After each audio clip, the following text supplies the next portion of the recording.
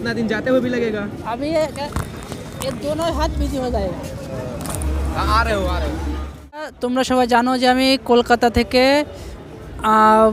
অযোধ্যা এবং মথুরা ভ্রমণ করছি। তো এখন আমি আছি অযোধ্যা। আমার কলকাতা থেকে অযোধ্যা আসতে 1 মাস 11 দিন সময় লেগেছে।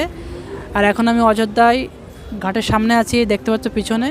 তো এখানে আসতে আমার কোনো সমস্যা বা অসুবিধা এখনও পর্যন্ত হয়নি। তো তোমাদের আশীর্বাদে পুরোপুরি ভালোই আছি। আর এখানে এসে আমি স্নান করা হয়ে গেছে। আর এখান থেকে পুরো দেখো, পুরো মানে এখানে জলটা এত সুন্দর ঠান্ডা, মানে প্রচুর, কিন্তু স্নান করলে মানে কোনো সমস্যা হয় না, গরম লাগে না, বা ঠান্ডা গরম সবই আছে।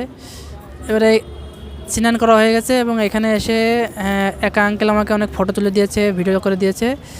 এবং এখান থেকে আজকে রাত আমি থাকবো, থাকার পর রাম মন্দির যাব।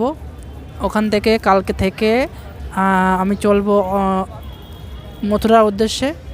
তো তোমরা ভিডিওটা পুরো দেখতে থাকো এবং আমাকে সাপোর্ট করো, যাতে আমি পুরোপুরি ভালোভাবে সুস্থভাবে যেতে পারি।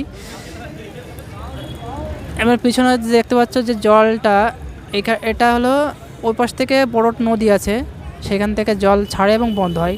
এখানে ঘাট আছে, ওদিকে ঘাট আছে, এখানে পুরোটা অনেকটা জায়গা জুড়ে মানে অযোধ্যা। আর মেন যে রাম মন্দিরটা, ওখানে এখন আমি যেতে পারিনি, মানে প্রচুর ভিড়, প্রচুর। তো সন্ধ্যা হয়ে গেছে, ওই জন্য এখন আমি তোমাদেরকে দেখাতে পারবো না। কালকে আর একটা ভিডিও করে তোমাদেরকে দেখাবো। এখানে প্রচুর লোক এবং কি এখানে সাহায্য মোটামুটি সবাই করছে। আর স্নান করার পরে জামা কাপড় পরা হয়ে গেছে।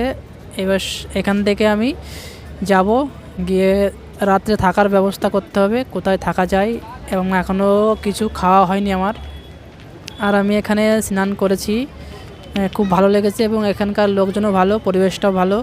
তো তোমরা সবাই আসবে, আসার পর এখানে দর্শন করো, খাওয়া দাওয়া করো। জীবনে মানুষ একবারই আসে, বারবার আসে না। লজ্জা করে কোনো লাভ নেই, যা হবে দেখা যাবে, জীবনে কিছুই নেই। এবং আমি কলকাতা থেকে এই গাড়ি করে এসেছি, সেটা আমার কোনো কষ্ট হয়নি। ভগবানের দর্শন করতে হলে কষ্ট করলে সে কষ্ট নয়। তো তোমরা ভিডিওটা পুরোটা দেখো এবং সাপোর্ট করো, সাবস্ক্রাইব করে পাশে থেকো এবং